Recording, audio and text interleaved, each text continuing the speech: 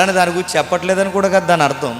అన్నిటికన్నా ముఖ్యంగా సందర్భంలో ఇక్కడ సాక్ష్యము న్యాయం అంటే ప్రజలకు ఒక వంకర బుద్ధి వచ్చేసిందంట. ఆ వంకర బుద్ధి ఏంటంటే ప్రజలు మాట్లాడుకునేది ఒకళ్ళు లేనప్పుడు మూడో వ్యక్తి కోసం తప్పుగా మాట్లాడడం చేసే పనులే వంకర మాట, అబద్ధ సాక్ష్యాలు.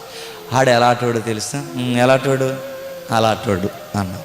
ఈవిడ ఎలాంటిదో తెలుసా, అరుగుల మీద మాట్లాడుకుంటాంగా అయ్యే గొడవలు. వాళ్ళు లేనప్పుడు ఇంకొకరితో చెబుతుంటాంగా అవే మాటలు. ఎప్పుడు గుర్తుపెట్టుకోండి, దేవుడి దృష్టికి అస్సలు మంచిది కాదంట.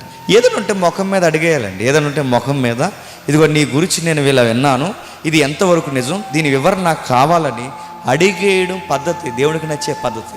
అలా కాకుండా ఆ వ్యక్తి లేకుండా నీ స్నేహితుడి కొరకు ఇంకొక స్నేహితుడి దగ్గర నువ్వు చెడుగా మాట్లాడుతావంటే దేవుడు ఏం చేస్తాడో తెలుసా, అస్సలు ఇష్టపడ్డు. ఆయన హస్తంతో మనకు సహాయం చేయడానికి చెప్పండి ఇష్టపడ్డు, మన ప్రార్థన వినడానికి ఇష్టపడ్డు. అంటే